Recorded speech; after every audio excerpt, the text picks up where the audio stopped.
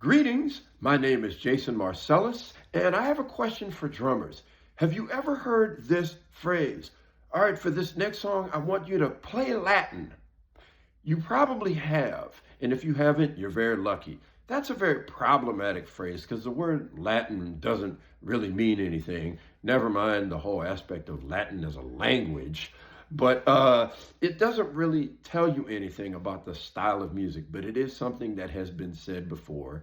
And so I want to talk about what that phrase actually means for a certain generation and the problems with the phrase.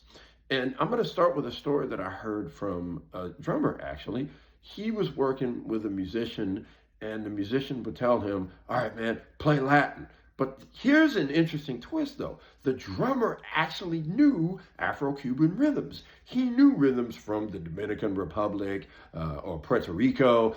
Like, he knew these rhythms. And so for this band leader, that wasn't what he wanted.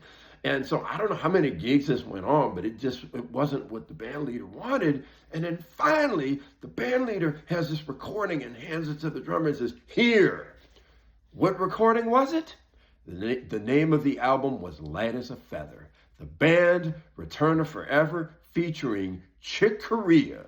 Light as a Feather had classic songs such as 500 Miles High, Captain Marvel, and Chick Corea's biggest hit, Spain. Released in 1973, Light as a Feather was a very popular record, and Spain was its biggest hit, and it was very successful for Chick Corea.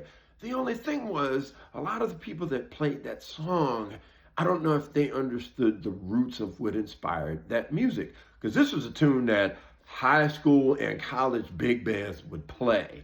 But the thing is, that music was influenced by Brazilian sambas and bossa novas. In fact, the drummer on the album, Ayrton Moreira, is from Brazil. So he's doing his variations on the music. Now, bassist Stanley Clarke played his variations, but the way he played isn't traditionally how the bass plays sambas or bossa novas. He added a couple of more notes, but it's something that worked for that music. And I think it's important to understand this is Stanley Clarke's variation on it. But I think a lot of people didn't really understand that.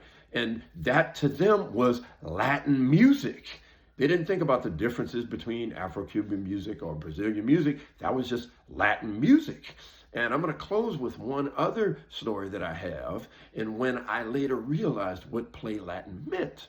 Years ago, I was at a clinic with the great Cuban drummer Ignacio Baroa, and he talked about that phrase, play Latin, and how it's not really accurate. And he mentioned that usually it means that people play variations on samba. And so he had his rhythm section with piano and bass demonstrate samba.